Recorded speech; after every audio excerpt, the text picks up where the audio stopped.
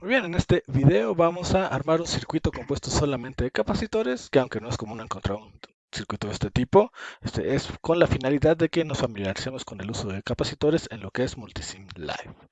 Al usar capacitores tenemos que hacer un paso adicional al momento de la simulación y es lo que vamos a ver a continuación. Para esto vamos a armar un circuito, estamos trabajando en corriente directa, por lo que iniciamos poniendo nuestra fuente de voltaje de corriente directa.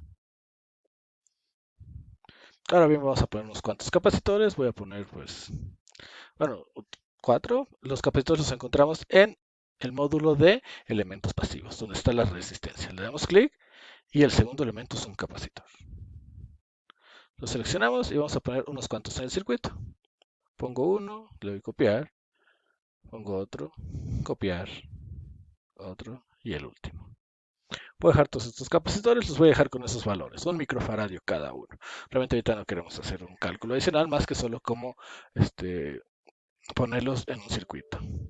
Ahora pues vamos a armar nuestro circuito conectando la fuente del capacitor 1, capacitor 1 capacitor 1 al capacitor 2, capacitor 2 al capacitor 4, 4 a la fuente. Vamos a mover un poco esta línea para que se vea un poco mejor el circuito.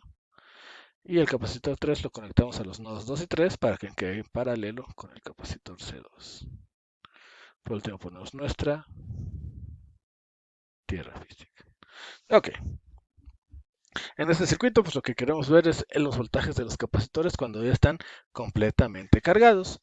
¿Cómo se distribuyen estos? Es el voltaje de una fuente de voltaje. Entonces, para eso, primero vamos a poner pues los medidores de voltaje. Perdón, antes de eso vamos a poner un medidor de corriente. Vamos a poner un medidor de corriente aquí para ver que la corriente es cero.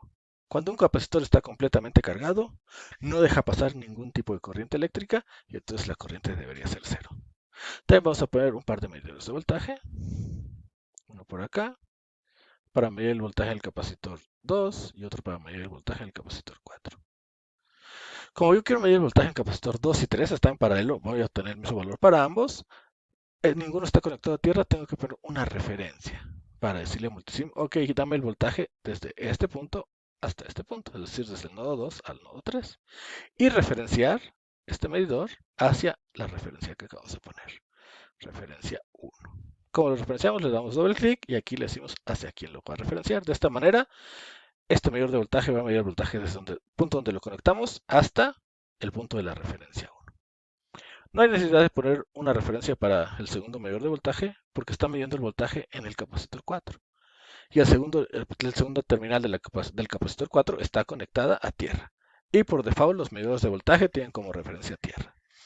Entonces ya armamos el circuito, pusimos unos cuantos medidores, le vamos a dar simular. Pero nos va a marcar, no nos va a marcar ningún error, pero no nos va a dar resultados esperados y ahorita discutimos por qué. Vamos a simular y ¡pum! Corriente, 5 picoamperes por 10 a la menos 12. Es un valor muy pequeño, prácticamente cero. Podemos decir que no es cero por hay cuestiones numéricas al momento del el solver que se utiliza para resolver el circuito. Pero pues aceptable es lo que decíamos, cuando un capacitor está cargado, es de cero su corriente. Sin embargo, ¿qué pasa? Los voltajes de los capacitores de los que estamos midiendo también es muy pequeño. Para el capacitor 2 y 3 tenemos 1.45 por eso a la menos 27, prácticamente es nada. Para el capacitor 4, menos 4.36 por eso a la menos 27, también nada. Entonces, esto no debe de ser porque los estamos alimentando con una fuente de 5 volts. Una parte considerable de esos 5 volts se debería distribuir para el capacitor 4 y otra parte para los capacitores 2 y 3 y también para el capacitor 1 que no le estamos midiendo. Entonces, hay algo mal. Y eso algo mal que pasa es que los capacitores, recordemos que funcionan como baterías. Entonces, ellos ya pueden tener energía almacenada antes de que los conectemos al circuito.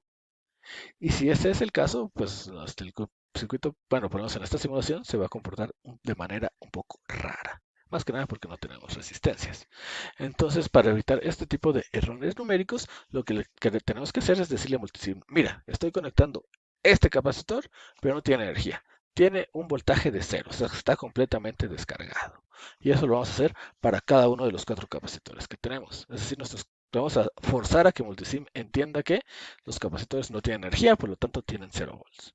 ¿Cómo hacemos eso? Ok, primero voy a detener la simulación y vamos a seleccionar a los capacitores, uno por uno.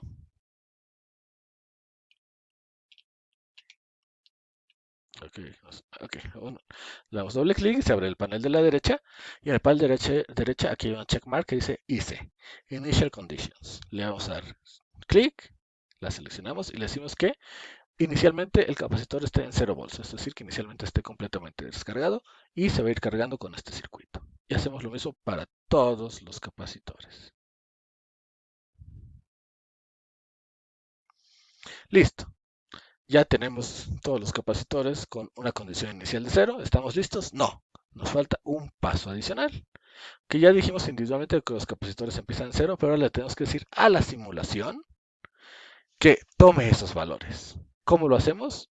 Dando doble clic en cualquier parte de la pantalla, se abre nuevamente nuestro panel derecho, este es el panel general de la simulación, y seleccionamos donde dice condiciones iniciales, Initial Conditions. Y aquí le vamos a decir que no las determine automáticamente. Es lo que estaba haciendo antes y por eso nos daba valores raros, sino que utilice las definidas por el usuario, las que nosotros definimos como 0.